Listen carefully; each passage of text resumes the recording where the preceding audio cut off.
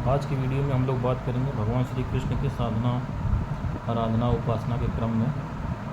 और उससे पहले मैं एक घटनाक्रम का वर्णन करना चाहूँगा जो तमाम उन लोगों के लिए जो ये जादू जिन्नात के चक्कर में, सीखने के चक्कर में ज़्यादा रहते हैं, और विशेष रूप से जो आमिल हजरात हैं कि छोटे मोटे जो है अमल देख करके इधर उधर का काम करते हैं, उनको मैं ये बताना चाहूँगा इस घटनाक्रम के माध्यम से कि जब तक आप, मैंने पहले भी कहा था कि अपने जीवन के 9-10 वर्ष इसमें नहीं लगाते हैं, पूरी तरीके से इस काम को आप छेड़ो तो पूरे अंजाम तक पहुंचाओ, नहीं तो आप अपने भी मरोगे और आपका पूरा परिवार भी जाएगा। इसको बीच में छोटा मोटा सीख करके इसमें कभी कोई हाथ ना डाले। फिर आज मेरा ये बताने का उद्देश्य यही था। और इसमें मैं अपनी ही घटना आपको बताता हूँ कि हम लोग की दुश्मनी तो इस मुदाइन में रहती ही रहती है आमिलों से जो है, क्योंकि किसी की तंत्र विद्या में काटूंगा तो उससे दुश्मनी होगी होगी, और बाकी अपने जो घर ख़ानदान में रहते हैं वो तो दुश्मन रहते ही रहते हैं। तो ऐसे ही मैंने किसी का काम किया और उसमें खुद मेरे ऊपर जो है अटैक इसने तंत्र विद्या का किया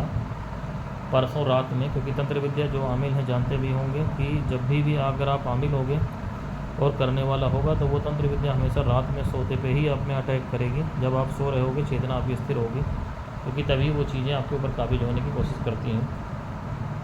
तो ये तंत्र विद्या परसों रात में इसने करी और बहुत बड़े स्तर पर तंत्र विद्या इसने करी। तंत्र विद्या की सामर्थ्य इतनी थी कि कल सवेरे 9 बजे मैंने काटना इसको शुरू किया है और रात में 11 बजे इसकी काट ख़त्म हुई है पूरी तरीके से। फिर भी मैंने इसको एक बार समझा करके छोड़ दिया, फिर ये माना नहीं था आंतरिक। इसने फिर कल रात में ये तंत्र विद्या मेरे ऊपर करी। आज सवेरे मैंने वो तंत्र विद्या पूरी तरीके से 100% जिसने कराया था उसी के ऊपर पलट दी कुछ ही घंटों में। उसके बाद फिर मुझे अल्लाह ही हुक्म से जो अर्जी हम लोगों ने लगाई, फिर अल्लाह ही बारगाह हमें कि इसमें क्या करना चाहिए, ये मान नहीं रहा इस तरीके का है।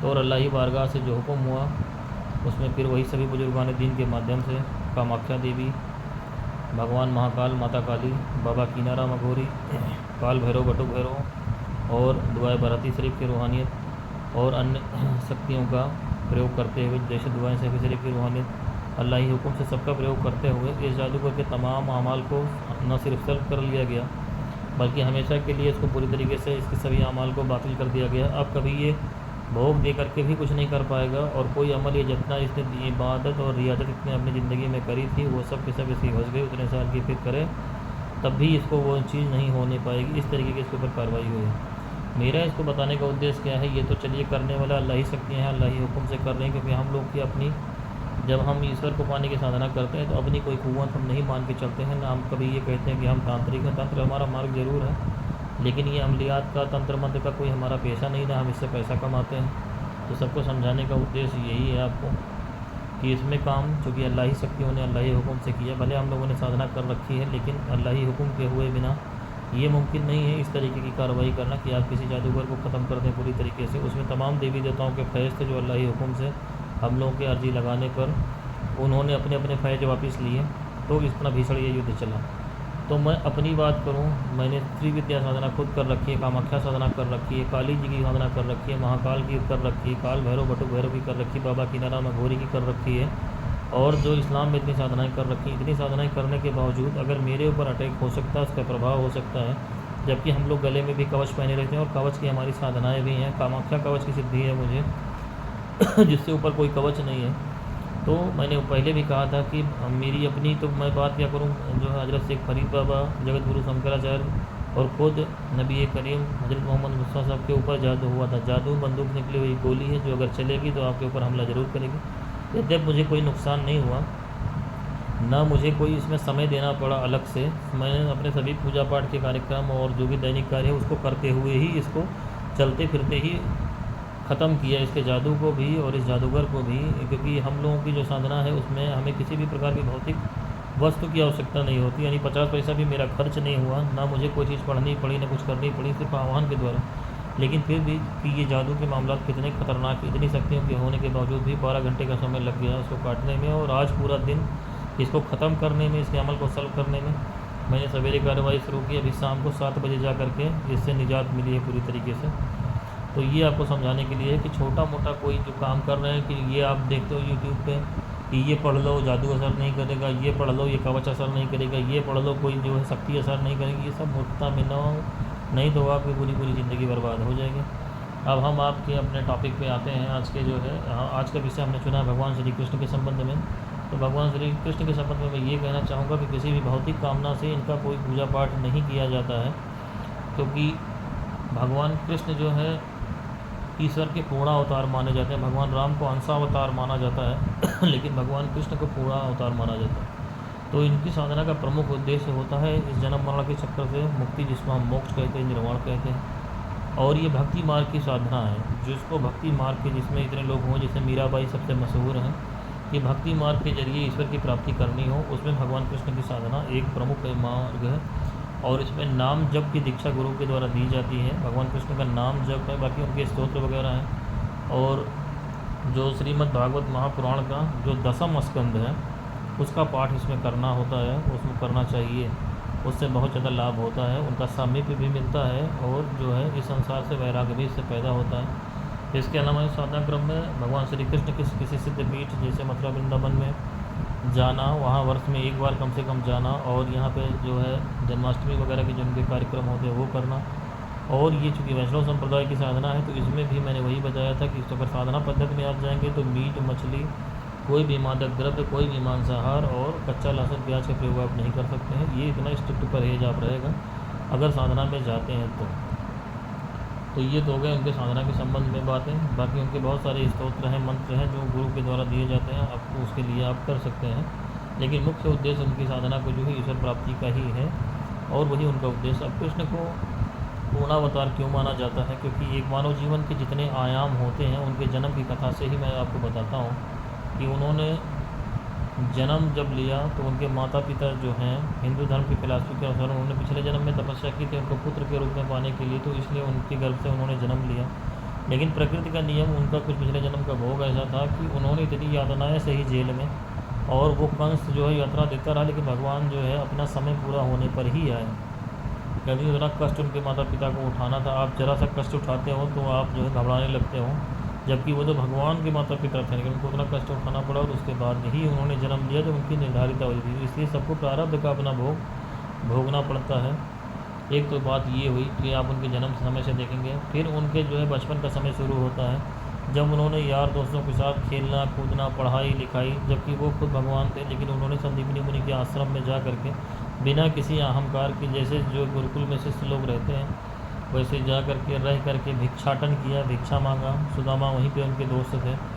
तो ये उन्होंने जी करके दिखाया चरितार्थ करके कि मनुष्य को चाहे जितना ज्ञान हो जाए, लेकिन अपने गुरु के समझ कभी अहंकार नहीं करना चाहिए, हमेशा सीखने की कोशिश करना चाहिए। कभी ये नहीं होना चाहिए कि मुझे सब कुछ आता है। यहाँ पे उन्होंने ये साबित किया। फिर वो गोपियों के साथ, जहाँ स्त्री पुरुष के संबंधों की बात होती है, कि आज के समय में आप यही दिखाओ कि लड़के लड़कियों से दूर रहो, जितनी ये सिखाया जा रहा है उतने ही लड़के लड़कियों को लेकर अपराध बढ़ते चले जा रहे हैं, जिसको आप को एजुकेशन कहते हैं। तो उसको उन्होंने उस समय चरितार्थ किया कि स्त्री पुरुष का विभेद नहीं है, वो जितना एक दूसरे के समीप रहेंगे उतना ही उनके बीच में आकर्षण कम होगा, और ये जो छिपी हुई दमन की भावनाएं रहती हैं वो ख़त्म रहेंगी। इसलिए उनका देखिए गोपिकाओं के साथ विहार, और जो है उनकी बाल जो क्रीड़ाएँ हैं, सब कुछ प्रेम संबंध है। राधा जी के साथ उनका प्रेम संबंध भी, जिसको आजकल के आप जो है लव मैरिज या अफेयर के रूप में देखते हैं, वो भी उन्होंने करके दिखाया कि ये मानव का सुलभ स्वभाव है। अब आपके उसके जो पाखंडी बीच में हैं, जो उसको हजम नहीं कर पाते, वो आप उसको बताएंगे कि वो तो सब पिछले जन्म में ऋषि थी। गोपिकाएँ जो थीं वो भगवान को भी झूठा समझाने की कोशिश करते हैं कि भगवान ने तो मानव जन्म लेकर के इस चीज़ को चरितार्थ करने की कोशिश की। ये मानव जन्म में क्या क्या उसकी संभावनाएं हैं, क्या क्या सीमाएं, जब मैंने तुमको शरीर दिया, मन दिया, बुद्धि दिया है, तो ये सब स्वाभाविक घटना है। कभी तुम्हारे जीवन में ये घटे तो तुम इससे जो है परहेज ना करो कि तुम्हारा किसी से प्रेम हो गया तो घबराने लगो, उसको पाप समझने लगो। लेकिन तुम्हारी जो व्याख्या करने वाले मूर्ख हैं, ये भगवान कृष्ण की व्याख्या किस तरीके से करते हैं कि उनके सिर्फ बाल रूप की करेंगे, बस जन्म, उससे ऊपर वो नहीं बढ़ पाते, क्योंकि उनकी सामर्थ्य नहीं है। उनकी दुकान ही इसी बात पे चल रही है कि वो ब्रह्मचर्य हो इधर उधर की, जिसके विषय में वो कुछ खुद नहीं जानते हैं। ब्रह्मचर्य का जानते, ब्रह्मचर्य मतलब ब्रह्म की चर्या, जिसको ब्रह्म मिल गया उसको ब्रह्म की चर्या मिल गई, उसके पहले ब्रह्मचर्य को साधना संभव नहीं है। साधनाओं में जिसको करना होता है वो अपने आप ब्रह्मचर्य घटित होता है, और बाकी जो मंत्र की साधनाएँ की जाती हैं उसके अलग विधान होते हैं कि क्या खाना पीना है। तो बकवास की बात करते हैं, और उसी से आदमी द्वंद्व में पड़ता है, क्योंकि जो वो समझा रहे हैं वो तुमसे हो नहीं रहा। वो तुम उनकी कथा सुनने जाओगे, उन बैठों को कहेंगे वो ऐसा करो, स्त्री से दूर रहो पहले तो, और उनके आश्रमों में स्त्रियों के बलात्कार हो रहे हैं, सबसे ज़्यादा स्त्रियों के साथ वही लगे हुए हैं। तो इन सब मूर्खों के चक्कर में पड़ने की ज़रूरत नहीं। तो ये भगवान ने ये स्त्री पुरुष के संबंध को चरितार्थ करके दिखाया अपने युवावस्था में। फिर वो आते हैं अपने बुआ के वहाँ, और वहाँ पे देखिए सबको समझाने, उस युद्ध को रोकने की कोशिश करते हैं जो महाभारत का युद्ध हुआ, क्योंकि वो दोनों उनकी बुआ थी, दोनों बुआ के लड़के थे, लेकिन उन्होंने एक तरफ अपनी सेना दे दी और एक तरफ खुद अपने रहे। यहाँ भी पक्षपात नहीं किया, लेकिन वो धर्म के साथ रहे। और उनकी सेना बड़ी थी कौरवों की, पांडवों की, लेकिन विजय हमेशा पांडवों की, क्योंकि भगवान उनके साथ थे। भगवान के साथ होने का मतलब क्या था कि सत्य उनके साथ था। वहाँ पे उन्होंने चरितार्थ करके दिखाया, और उन्होंने ही इस युद्ध को जो है एक तरीके से अपने ही नियंत्रण में कराया। जब अर्जुन जो है युद्ध करने से भाग रहे थे, कह रहे थे मुझे राज्य नहीं चाहिए, तो उन्होंने सीधे यही कहा ना कि तुम्हारे वजह से युद्ध नहीं हो रहा, तुम्हारे राज्य की वजह से ये युद्ध हो रहा, तुम निमित्त मात्र। उन्होंने विराट स्वरूप दिखाया कि इस समय अधर्म की वृद्धि हो चुकी है और धर्म का ह्रास हो गया है, धर्म की स्थापना के लिए युद्ध हो रहा। कहीं से तुम इस गलतफहमी में न रहो, तुम एक निमित्त मात्र हो। तो वहाँ से उनका भ्रम दूर हुआ कि उससे उन्होंने क्या साबित किया, वही जो भीष्म पितामह थे और ये द्रोणाचार्य थे, कृपाचार्य थे, जिनके गोद में ये खेले थे अर्जुन और सारे पांडव लोग, जिन्होंने उनको शिक्षा दीक्षा दी, खुद उनके गुरु थे। उनकी हत्या उन्हीं लोगों के जरिए कि भगवान के कहने पर ही हुई। क्यों? क्योंकि वो अधर्म के साथ दे रहे थे। द्रौपदी के चीरहरण में ये सब लोग जो है मूक दर्शक बैठे बने हुए थे। भीष्म पितामह भी उस दरबार में मौजूद थे। तो यहाँ वहाँ पर भगवान ने साबित करने की कोशिश की कि धर्म सर्वोपरि है। उसके रास्ते में जो आता फिर वो तुम्हारा गुरु हो, घर का संबंधी हो। दुर्योधन तो उनका भाई था बचपन में, सोचिए सगे चाचा का लड़का, लेकिन उनकी हत्या की। आज की अदालत ने तो भगवान कृष्ण को ये हत्या के लिए उकसाने के आरोप में जो है आपके देश के कानून के हिसाब से उनको सज़ा दे दी जाएगी। तो वहाँ पे भगवान ने ये महाभारत के युद्ध में यही चरितार्थ करके दिखाया कि हमेशा धर्म के साथ रहो आपके जीवन में, चाहे जितना भी कष्ट आ जाए, लेकिन आपको हमेशा धर्म के साथ ही रहना चाहिए। जो अधर्म करेगा वो आपका कितना भी प्रिय संबंधी हो, लेकिन उसको जो है माफ़ नहीं किया जा सकता। यही उन्होंने उसमें करके दिखाया। उसके बाद अर्जुन को जो गीता का उपदेश दिया, उन्होंने पूरा निर्वाण प्राप्ति का मनुष्य का कर्म बताया, कर्म योग क्या है और तपस्वी से योगी श्रेष्ठ कैसे है, क्योंकि योगी के पास मन नहीं होता। मैंने बताया मन ना होने पर पांचवें शरीर की अवस्था आती है और उससे फिर आगे की यात्रा आदमी शुरू करता है, जिससे उसको निर्वाण की प्राप्ति होती है। गीता का उपदेश क्या है?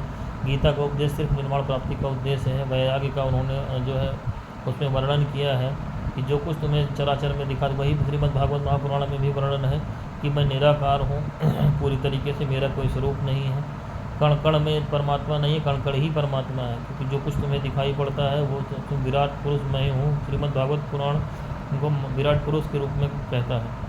तो यहाँ पे उन्होंने इस तरीके का संदेश दिया। फिर उनके आगे का जीवन क्रम है, जब वो विवाह करते हैं 16,000 रानियों से विवाह करते हैं। आज के तुम्हारे जो व्याख्या करने वाले ये मूर्ख फिर उसको बताते हैं कि वो तो काल्पनिक रूप से हुआ। ऐसा कुछ नहीं, जहाँ जहाँ वो युद्ध जीतते गए, वो जो विधवाएँ हुई उनसे उन्होंने विवाह किया और पति के रूप में उनको स्वीकारा। इसका श्रीमद् भागवत महापुराण में वर्णन है। और जो है उनके साथ उन्होंने जो है नगरी बसाई द्वारकापुरी, जहाँ वो 16,000 रानियों के साथ अपने रहते थे, सबसे उनको संतान थी। तो इस तरीके से उन्होंने दिखाया कि अगर युद्ध में या किसी भी प्रकार की स्त्री जो है आपके ऊपर आश्रित है और अगर आपकी जितनी सामर्थ्य है उसका बोझ उठाने की, तो जो है आप उस तरीके उसका बोझ उठाना आपकी जिम्मेदारी, क्योंकि वो सब कहाँ जाती, उनको जो है कहीं कोई संभालने वाला नहीं था। जब युद्ध में उस समय के नियम उस तरीके से होते थे। अब आज हमारे वहाँ खाने पीने के जब इतनी दिक्कत है तो लोग अभी भी आज से एक से अधिक शादियाँ करना चाहते हैं। वो उस युग का उन्होंने प्रमाण दिया कि जिसकी जितनी सामर्थ्य है वो उतना कर सकते। आज एक ही पत्नी को पालना किसी के लिए संभव नहीं है, तो लोग 4-4 शादियाँ, 3-3 4 शादियाँ वो लकीर के फ़कीर बने करे चले जा रहे हैं। तो इस मूर्खता में भी नहीं पड़ना चाहिए कि जो है वो युग का प्रमाण उन्होंने उस युग के हिसाब से दिखाया। क्योंकि उस समय हमारे वहाँ भी आज़ादी के पहले यही होता था। हैदराबाद के निज़ाम के 500 पत्नियाँ तो खाली निकाह नामे में थी कि भाई लोगों के पास इतनी व्यवस्था थी खिलाने की। आप एक पत्नी रख रहे हो, 10 रख रहे हो, उसको खिलाने का तो जिम्मा आपके पास होना चाहिए। उसका व्यवस्था कहाँ से करोगे? लेकिन उसकी व्यवहारिक बात में कोई नहीं समझता। आज़ादी के पहले आपके देश में भी राजाओं की कितनी कितनी पत्नियाँ होती थी, तो उसका कोई जो है उसमें संशय में पड़ने की ज़रूरत नहीं है। स्त्री पुरुष के संबंध को उसमें उन्होंने दिखाया है। और उसके बाद फिर देखिए अपने पिछले जन्म की जो बात थी कि बाली को उन्होंने राम भगवान के रूप में जब जन्म लिया तो छिप करके मारा था उनकी सहायता के लिए। और इस जन्म में जब इस पृथ्वी का जो है कृष्ण के रूप में उनको जब त्याग करना था, तो वही बाली का जो आपकी कथा कहती है कि बाली का पुनर्जन्म हुआ और उसने फिर वो बहेलिए के रूप में तीर माना। भगवान ने उसको निमित्त मात्र बनाया कि उस समय उनसे वो एक तरीके से पाप हो गया था, तो इसीलिए उन्होंने उसका प्रायश्चित करने के लिए इस जन्म में उसको बहेलिए के रूप में दिया। और उनको जब जाना हुआ तो उन्होंने देखिए जो है श्रीमद् भागवत महापुराण बताता है तो उसमें जो है युद्ध करा करके उस यदुवंश को उन्होंने ही नष्ट कराया, द्वारिका नगरी को डुबो दिया। 120 वर्ष उनकी आयु थी पृथ्वी पे। 120 वर्ष क्यों होता है? क्योंकि ज्योतिष की महादशा होती है, ज्योतिष विज्ञान कहता है कि 120 वर्ष की ही विषांतरी दशा होती है। भगवान ने उस मर्यादा को भी नहीं तोड़ा। 120 वर्ष के बाद अगर कोई जीवित रहता है तो उसके ऊपर ज्योतिष विज्ञान लागू नहीं हो सकता। इसका मतलब उसकी पूर्णावस्था आ गई, सब इस प्रकृति के बंधन से वो मुक्त हो गया। 120 वर्ष के ऊपर किसी की आयु अगर हुई तो विषांतरी दशा की गणना में वो नहीं आएगा।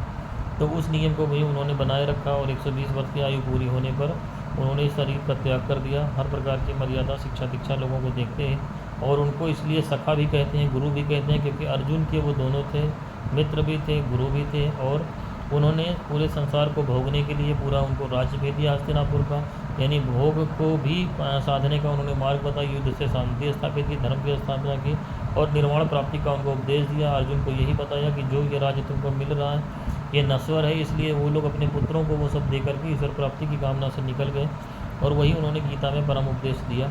तो इसी प्रकार से हम देखते हैं कि भगवान कृष्ण का जीवन, इसलिए उनको पूर्णावतार कहा जाता है कि मानव जीवन का कोई भी ऐसा आयाम नहीं है, कोई अंग नहीं है, साधना का कोई ऐसा विज्ञान नहीं है, चाहे भक्ति योग हो, चाहे राजयोग हो, चाहे हठ योग हो, चाहे क्रिया योग हो, सबकी बात उन्होंने कही है, सबका मार्ग उन्होंने दिखाया है और सबको जो पहुंचने की एक सीढ़ी है वो बता गए हैं। और मनुष्य का जीवन कितने साधारण तरीके से जिया जा सकता है वो भी उन्होंने चरितार्थ करके दिखाया। जो लोग इतनी क्लिष्टता बताते हैं उनके नाम पे देखो यहाँ वहाँ इस्कान, यहाँ वहाँ लोग नाच गाना तो कर रहे हैं, लेकिन कृष्ण को कोई अपनाने को तैयार नहीं। कृष्ण के जीवन को उनके युवावस्था में, उनकी पूर्णावस्था में कोई अपनाने को तैयार नहीं। यानी कृष्ण ने इतना बड़ा महाभारत का युद्ध करा दिया, उन्होंने कहा कि युद्ध करो, युद्ध करना, बिना युद्ध के शांति स्थापित नहीं होती। लेकिन कभी आप कहीं चले जाओ इस्कान के मंदिर में, यहाँ वहाँ नाच गाने के अलावा कभी कृष्ण की इस रूप को नहीं दिखाएंगे, क्योंकि हमको अपनाने में दिक्कत है। हम भगवान के लिए उसी रूप को अपनाना चाहते हैं जो हमारे स्वार्थों के अनुरूप होता हो। कृष्ण का जो युवा अवस्था का रूप है, जो राजा के रूप में उनका रूप है, वो युद्ध को कराने वाला है। धर्म की स्थापना के लिए इतना भीषण 1 करोड़ लोग मारे गए थे महाभारत के युद्ध में, अकेले भगवान कृष्ण ही जिम्मेदार हैं इसके लिए। तो हम उसको कहाँ पचा पाएंगे? हम तो चाहते हैं कि जो हमारा सगा संबंधी वो जितना भी पाप करे लेकिन उसको बचाओ। तो ये कृष्ण के साथ तो बात बैठती नहीं है। फिर कृष्ण भोग के साथ सीधे सीधे निर्वाण की अपने गीता उपदेश में बात करते हैं कि जो कुछ तुम्हें दिखाई पड़ता है ये सब पहले से मरे हुए हैं, निमित्त मात्र हो, कोई नहीं। वो हमेशा मृत्यु का ही संदेश देते हैं कि तुमको जो कुछ भी दिखाई पड़ता है सब नश्वर है, कुछ भी नहीं बचेगा, इसमें से सब खत्म हो जाएगा। इसलिए जो कभी नहीं मरता उसको पाने की बात करो, इसलिए वो निर्वाण की, तो वो भी किसी को नहीं बचेगा। इसलिए जितने तुम्हारे साधु महात्मा, ये पंडित पुरोहित, तो ये कथा कहने वाले और ये इनके कृष्ण भगवान के नाम पे धंधा करने वाले बड़े बड़े संस्थाएँ हैं, ये उनकी बाल रूप की बात करेंगे, लड्डू गोपाल की बात करेंगे और ये कथा सुनाएंगे ताकि वो मूर्ख जो है लोग बने, वहाँ आएँ, नाच गाना करें और जो है उनको अच्छा मोटा दक्षिणा दें और चले जाएं। तो इन मूर्खताओं में ना पड़े। भगवान कृष्ण जैसा हिंदुओं के जो है जितने भी पैगंबर हुए कोई नहीं, इसलिए हम उनको पूर्णावतार कहते हैं। तो जिसकी भगवान कृष्ण में आस्था हो वो उनके जीवन को चरितार्थ करे। बाकी साधना के संबंध में मैंने आपको बताया, वैष्णव संप्रदाय की साधना किसी गुरु से दीक्षा लेके करें और जो कृष्ण की भक्ति में रमना चाहता है वो श्रीमद् भागवत महापुराण का 10वां स्कंद का पाठ जरूर से करे। वृंदावन मथुरा वर्ष में एक बार अवश्य जाए और भगवान श्री कृष्ण के लिए जो कर सकते हैं आप अपने लोकल स्तर पे जो मंदिर हैं या घर में करते हैं पूजा पाठ, उनकी ज़रूर से करें। वो हमेशा आपकी बात बहुत शीघ्रता से सुनने वाले हैं और कभी भी गलत का साथ नहीं देंगे, ये जानने रहिए। वो हमेशा सही रास्ता आपको दिखाने वाले हैं। आज के लिए इतना ही।